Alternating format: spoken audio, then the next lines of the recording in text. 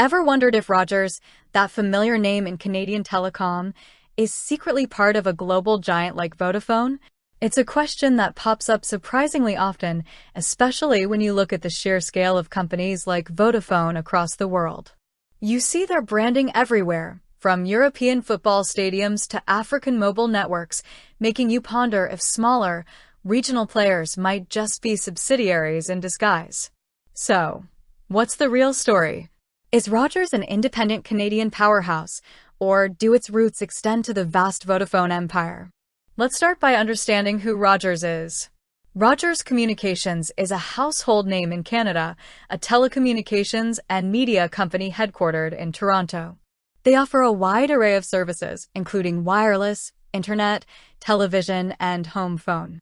They also own a significant portfolio of media assets, including television stations, radio stations, and sports teams like the Toronto Blue Jays. Essentially, Rogers is a deeply ingrained part of the Canadian communication landscape, built and grown within the country. Now, let's turn our attention to Vodafone. This is where the global scale truly comes into play. Vodafone Group plc is a British multinational telecommunications company, one of the largest mobile operators in the world. They operate networks in numerous countries across Europe, Africa, Asia, and Oceania.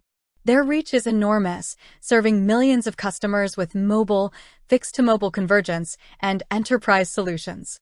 Think of them as a massive web of connectivity spanning continents. So, how do these two distinct entities, Rogers and Vodafone, connect? The short answer is, they don't, in terms of ownership or direct affiliation. Rogers is an independent Canadian company, publicly traded on the Toronto Stock Exchange. It operates autonomously, making its own strategic decisions and competing directly with other major Canadian telecom providers like Bell and Telus. Vodafone, on the other hand, manages its global operations through various subsidiaries and partnerships, but Rogers is not one of them. The confusion often arises because of the interconnected nature of the global telecom industry. While not owned by Vodafone, Rogers, like many other independent carriers, engages in roaming agreements with international providers, including Vodafone. This means that when you travel abroad with your Rogers phone, you might connect to a Vodafone network in a country where Rogers doesn't have its own infrastructure. These are commercial agreements for mutual benefit, allowing customers seamless connectivity regardless of their location, but they don't imply ownership. It's similar to how different airlines might have code-sharing agreements without being the same company.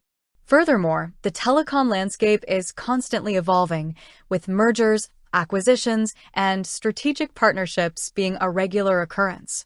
This dynamic environment can sometimes fuel speculation about potential links between companies. However, for Rogers and Vodafone, their paths remain separate. Rogers continues to focus on its Canadian market, while Vodafone pursues its global ambitions.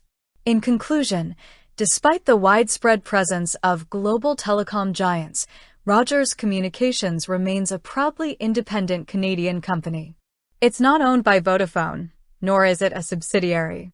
Their relationship is purely transactional, based on roaming agreements that facilitate international connectivity for their respective customers.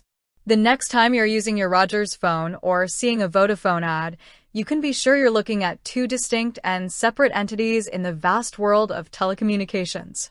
With that said, thanks for watching, and until next time.